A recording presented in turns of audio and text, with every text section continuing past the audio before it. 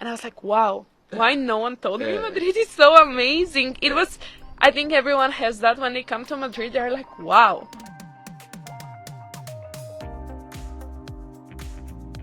You were talking a bit about, before we started recording, the moments when you found out that you wanted to live in Spain and you wanted to live in Madrid particularly. We talked about like the beautiful architecture, the vibes here, and then you came back to the Netherlands and you found out it's Madrid.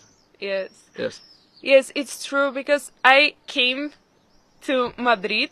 I went from the airport, I took a bus, and I arrived in the center of Madrid, next to a beautiful castle, a big road. I had this sense of freedom. You could see the whole sky and everything. And in the Netherlands, it's not like that. In the Netherlands, the buildings are tiny, the streets are tiny, everything is little, you can't see the sky. And here, you have the landscape everywhere. You have this rooftop terrace, there are a lot of rooftops.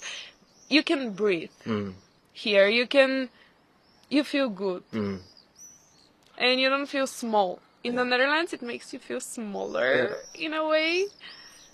Yeah. Do you think that you would have considered Madrid if you didn't live in Netherlands before? No. For me, Spain in general was always a vacation country. I have been on vacations in Spain. I was in Barcelona, in Mallorca, in the south, and I never considered Madrid. I knew it's the capital of Spain, but that's it. No one talks about Madrid. And I came here as a surprise, right? And I was like, wow, why no one told me Madrid is so amazing? It was, I think everyone has that when they come to Madrid, they're like, wow. Yeah. Yeah. It's incredible. I remember not the first time, but I think the second time I was in Madrid. I was here while I was writing my thesis. I went here for a weekend because I would write from here and discover the city. Why not? And then like I went to a restaurant the first night, and I was alone, so I went out eating alone, and that was a bit uncomfortable for me. But however, then like the people sitting next to me, they begin looking a lot at me, and I became super insecure. Like, why are you looking at me? And then after a while, there was a girl from the table standing up, going towards me, and be like, "Hey, we just wanted to ask if you wanted to join us, if you wanted to go out with us." That moment, and then we went to a club, and we went to a bar, to a club, and had a lot of fun. And I used my very, very limited Spanish. And after that experience, I knew that I wanted to live in Madrid at some point in my life.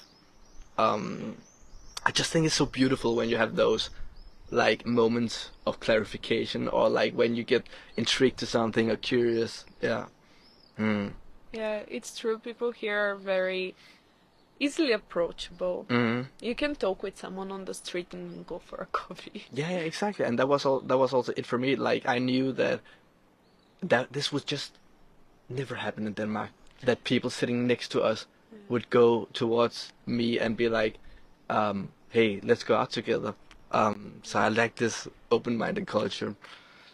But this maybe also because it's very international here, and internationals are always looking for other people who are in the same situation as them. So they approach more, and they are easy to approach, because when you're in your own country, it wouldn't happen, because you already have your friends. You already have someone to go out with. Why would you look for someone else? At least I think that's the mindset of the people. Yeah. Because I don't think Spanish people would approach other Spanish people. I'm not sure if it happens, but the people who approached you, were they Spanish or international? They were Spanish. Oh, Yeah, okay. yeah. So maybe. So I was like, I need to live in Spain. Yeah. But that's interesting. I know what you mean, and I also think that as foreigners, as Giris, shout out Tom, we have a lot in common. And we easily bond, and we like all in the same case of having like our family and friends back home, starting over. So when you came here and you felt like this big city vibe, which I mean Madrid is a big city, it inspired you?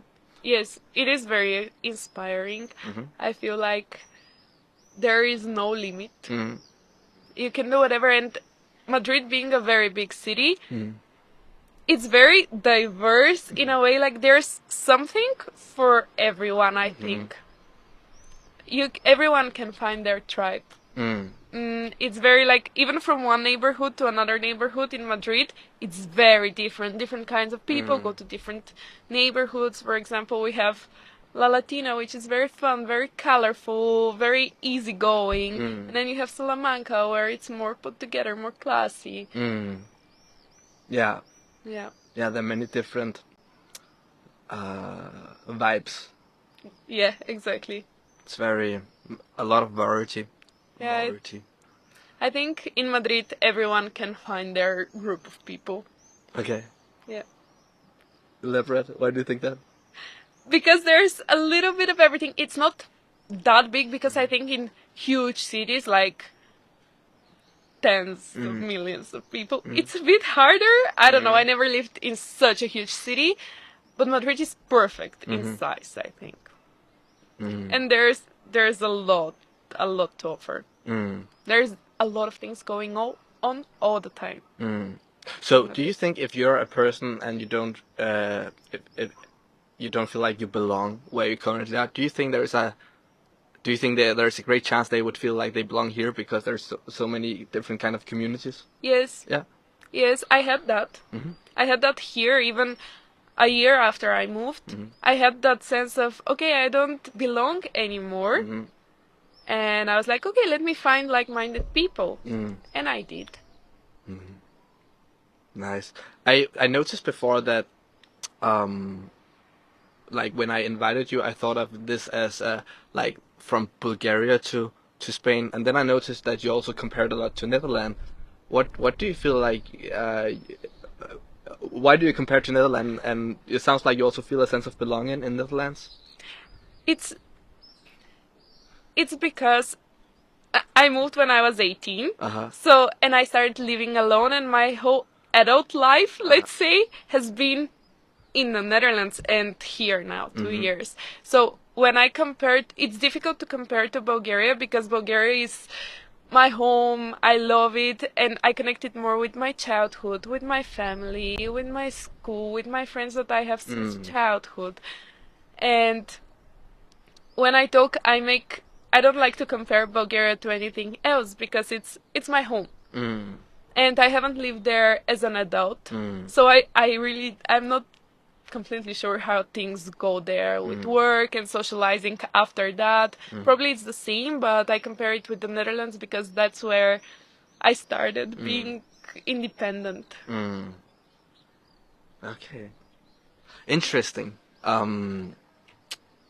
So when the first time you came here, you fell in love with Madrid, or was it the first time you were here? It was love at first sight. Yeah, love at first sight. And you knew this is it. I knew it. Yeah? I really knew it. Yes. And then you come here, actually, and you have a bit of a difficult time in the beginning. Could I ask you for a small favor that would mean a lot to me? If you found this conversation interesting, then please give the video a like so I know what content to make more of, so I know what topics to dive deeper into next. Yeah, that will be a massive help.